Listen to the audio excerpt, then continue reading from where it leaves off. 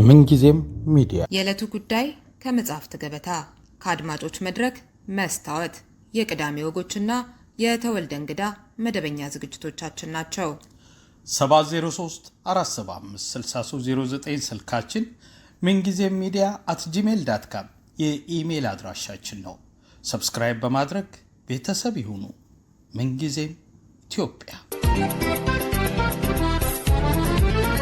ጌታችን የኢየሱስ ክርስቶስ ጸጋና ሰላም ከሁላችሁ ጋር ይሁን። እንኳን ለጌታችን ለመድኃኒታችን ለኢየሱስ ክርስቶስ የልደት በዓል ሁላችንንም በሰላም አደረሰን ማለት እወዳለሁ።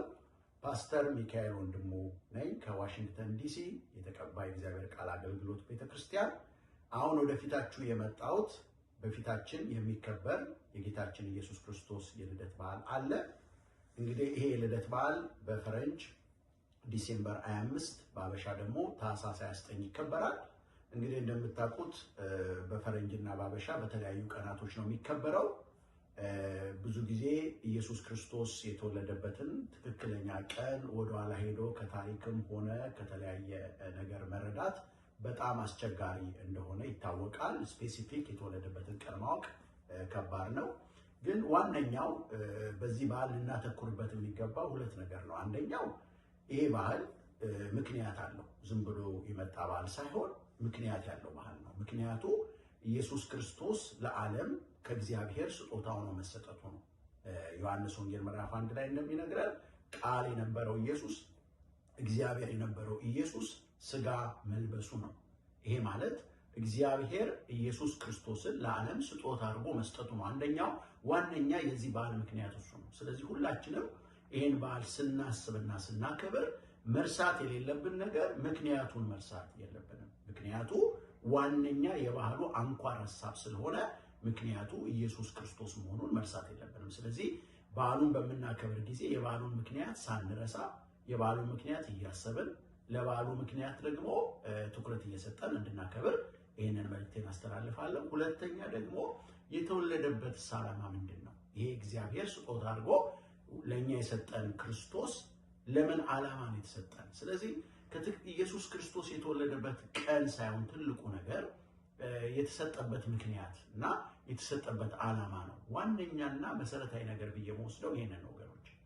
ምንድነው ዓላማው? የተሰጠበት ዮሐንስ ወንጌል ምዕራፍ 3 ቁጥር 16 ይናገራል። በእርሱ የሚያምን ሁሉ የዘላለም ሕይወት እንዲኖረው እንጂ እንዳይጠፋ እግዚአብሔር አንድያ ልጁን እስኪሰጥ ድረስ እንዲሁ ዓለምን ወዷልና ይላል። እንግዲህ ክርስቶስን እግዚአብሔር ለዓለም ስጦታ አድርጎ የሰጠው አሁን በፊታችን ያለውን በዓል ስናስብ እግዚአብሔር ክርስቶስን የሰጠበት ስጦታ አድርጎ ለሰው ልጆች የሰጠበት እንደሆነ የሰጠበትም ደግሞ ዓላማው ምንድን ነው?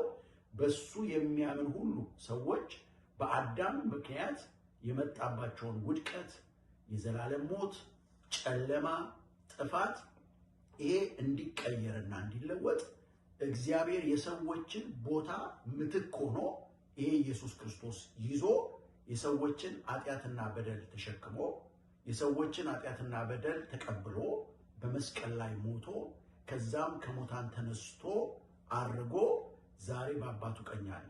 ይሄም በመሆኑ ምክንያት በእርሱ የሚያምን ሁሉ ማለት ኢየሱስ ይሄ ስጦታ የሆነው ኢየሱስ የእኛን ቦታ በመውሰዱ ምክንያት የኔና የናንተ ኃጢአት የኔና የናንተ የዘላለም ሞት ተቀየረ ማለት ነው። ከእግዚአብሔር ጋር እርቅ ሆነልን።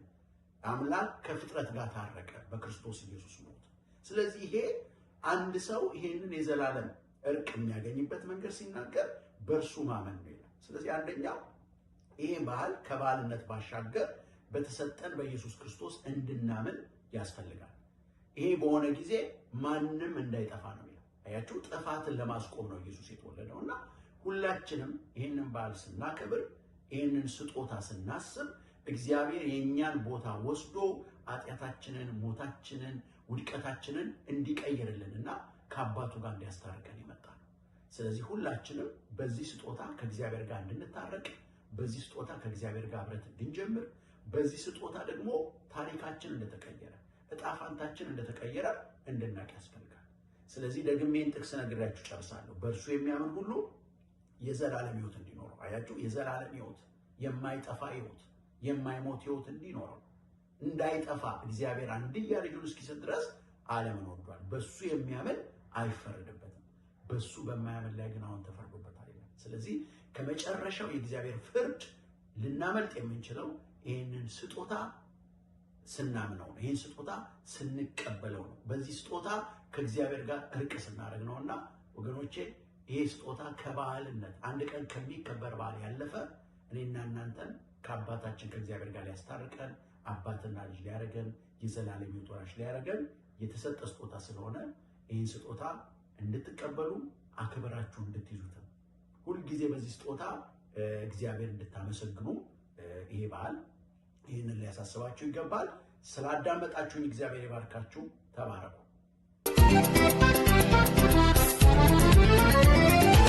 ምንጊዜም ሚዲያ የዕለቱ ጉዳይ ከመጽሐፍት ገበታ፣ ከአድማጮች መድረክ መስታወት፣ የቅዳሜ ወጎችና የተወልደ እንግዳ መደበኛ ዝግጅቶቻችን ናቸው። 703 475 6309 ስልካችን፣ ምንጊዜም ሚዲያ @gmail.com የኢሜል አድራሻችን ነው። ሰብስክራይብ በማድረግ ቤተሰብ ይሁኑ። ምንጊዜም ኢትዮጵያ